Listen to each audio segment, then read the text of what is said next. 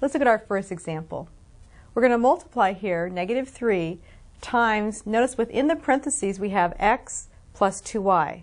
What this means is we're going to multiply the negative 3 by both terms that are within the parentheses. We're going to use what we call the distributive property, which simply means this. We multiply the negative 3 times the x, which gives us negative 3x, plus negative 3 times the 2y. Negative 3 times 2y gives us negative 6y. And we write it in this fashion. To write it just a bit more simply, instead of writing it as plus a negative 6y, we'll compact that into negative 3x minus 6y. Again, that was using the distributive property. We'll try it again on the second example. Again, we're going to use what we call our distributive property. We're going to multiply negative a times both terms inside the parentheses, a minus 3b. So again, the first two. If you'll remember from our exponents chapter, a times a, or two of them, can be more simply written as a to the second power. Now, since we have that negative out front, again, one negative sign, an odd number of negative signs makes us a negative product. Let's do it with our second term. Negative a times negative 3b. Two negative signs, an even number. That's going to give us a positive product. Now a times 3b we'll rewrite, and what we like to do when we're working with variables is to list them in alphabetical order just to be consistent. So instead of writing 3ba, we'll rewrite this as 3ab, which is the same because if you'll remember, multiplication is commutative, which means that I can switch the order and not change the product. Remember, 2 times 3 is the same thing as 3 times 2. So AB is the same thing as BA. Let's look at our next two problems. We're going to multiply the following. Negative sign, parentheses, negative 3x plus y. What does it mean to have this negative sign out front? Well, that's the same thing as having a negative 1. So we can rewrite this as negative 1 times negative 3x plus y. Now we're ready to use our distributive property. Again, we're going to multiply negative 1 times the first term, negative 3x. Again, noticing that there are two negative signs, an even number of signs, which makes a positive product. So that gives me positive 3x. And we have negative 1 times positive y there. Again, one negative sign gives me an odd number of negative signs or a negative product. So I can simply write that as minus y. So distributing through, I get here 3x minus y. Let's look at our next example here. Now, I'm sure you noticed a big difference. For one thing, the negative 4 is on the right-hand side, and the two terms are on the left-hand side. But you can still use the distributive property. Some people like to call this distributing from the right versus distributing on the left, but it gives the same outcome. So if you're comfortable with the problem in this format, we can just use the distributive property from the right-hand side. So we have negative 4 times 3x squared. We're going to multiply the two numbers together. 3 times negative 4 is negative 12. And then we have the x squared. Continuing along again using this distributive property. Notice this time we have a negative 2x times a negative 4. Two negative signs gives us a positive product, or positive 8x. So remember that when you use the distributive property, you can either distribute from the left-hand side, as we did here, or distribute from the right-hand side, because again, remember that multiplication is commutative, which means that 2 times 3 is the same thing as 3 times 2. Let's take a look at our next problem. We're going to multiply the fraction 3/5 times a squared minus 5a plus 25.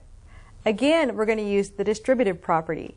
You may not recognize it because in the previous problems, we only had 2 terms inside the parentheses. Now we have 3. The only difference is we're going to multiply the 3/5 times all 3 terms within the parentheses. So some people like to refer to it as the extended distributive property. Let's begin. We're going to multiply 3/5 times a squared, or simply 3/5 a squared. Let's move on. 3/5 times negative 5a. What I'll do on this one is write both terms below, and then we'll look at the product since we have to multiply this fraction times this integer here. So it gives me plus 3/5 times negative 5a. And what I'm going to do here is, since we're multiplying this fraction, we need to convert the 5a into a fraction, so we all know that we're going to put that over 1. And of course that was negative here because that was in the original problem.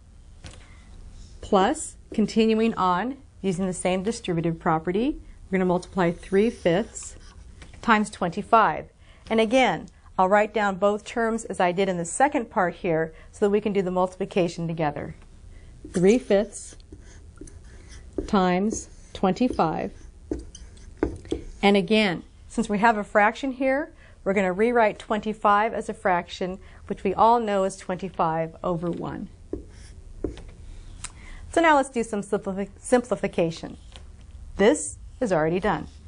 3/5 a squared plus, multiplying these next two together, again remember that you can divide out factors as long as one is in the numerator and one is in the denominator. So we'll divide out this 5 with this 5 here, which leaves here a positive 3 times a negative a, or simply a negative 3a.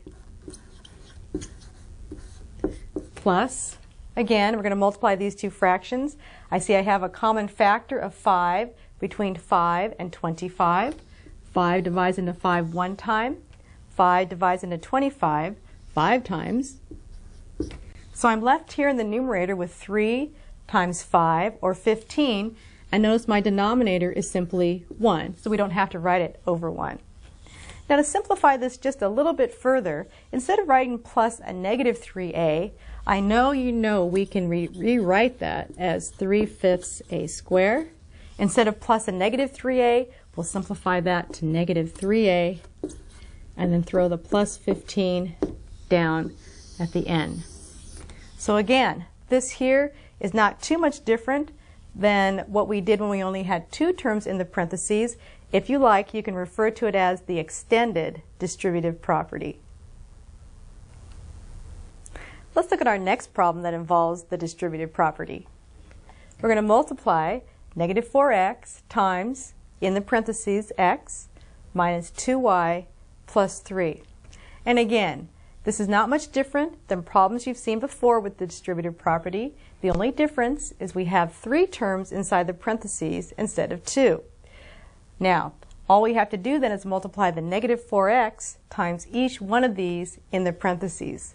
Let's begin. Negative 4x times x.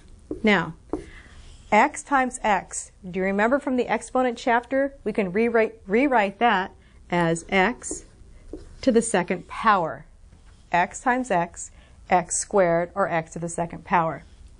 Now we have negative 4x times negative 2y.